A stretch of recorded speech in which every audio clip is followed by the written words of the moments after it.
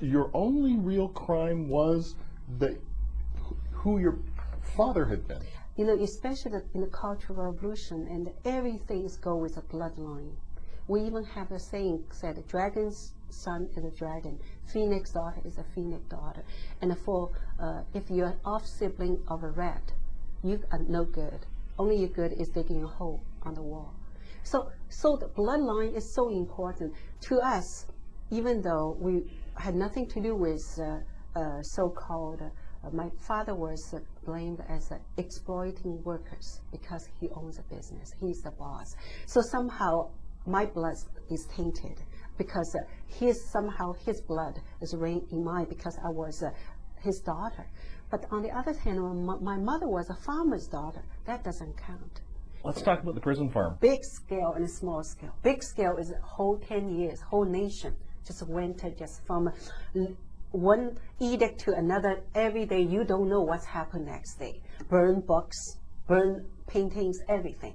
At the small scale on the prison farm where I was there, and real prisoners had more freedom than we. At the same time, we did nothing wrong. But our sentence is for life. Their sentence, finish serving sentence, they go back to their families. There are two guys who are in charge of the prison camp. Nasty, nasty men. Oh, Tell me about them. soldiers. Oh, my goodness. All the bad things happened when the soldiers came. You know, at that time when they came the day I still remember because as a kid we were taught to admire the soldiers. They are the brave soldiers and liberated China, give the majority poor a better life. They are the soldiers, sacrifice their life, their blood, their flesh, everything. So we call them uncles and aunts, not kidding. We just adored soldiers. So when these two came, we call them representatives.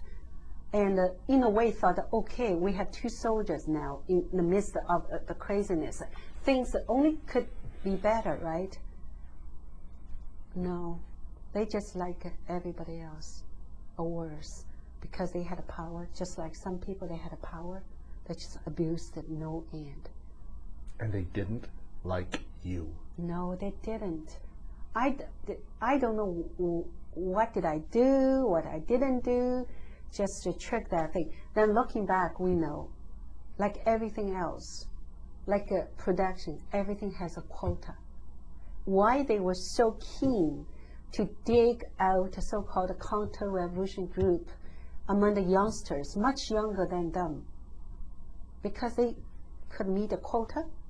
Of course, now, many years later, their coming to a farm is another plot of so-called second-hand men picked by Chairman Mao as his successor.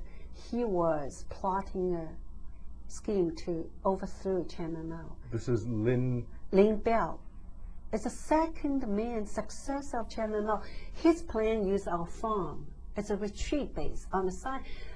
If he failed, he would use the Yangtze River as a demarcation line. Beijing on the north, he will be at the south. Our base, our farm will be a military base. That's why in our village, we live in the straw hut. Straw walls, thatcher roof, mud wall, but we have a road. Could have two tanks passing side by side. And the male laborers, they abandoned the fields. They spent months, almost 6 months, and used concrete and cement, made a road, tank can go by side. To me, of course, I couldn't understand. So especially the winter comes, we were so cold. You can see the water in the basin at night. Next morning you get up, it's freeze inside. Because our wall is made by the weeds, binding together, build up a wall and use mud. Just use the field mud and paste the two sides. That's the wind coming, the cold air coming. So I just said, oh God, look at the cement, bags of cement, which we had a cement wall. Of course, that's haunt you, you're anti-soldiers.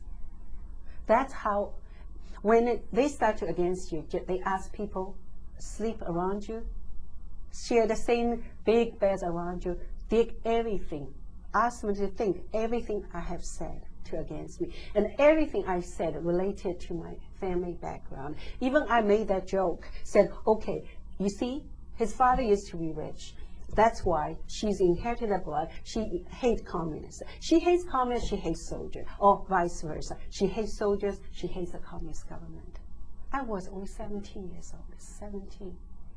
The book is My Name is Number 4. I've been speaking with the author Ting-Xing Ye, and My Name is Number 4 is published by Doubleday Canada.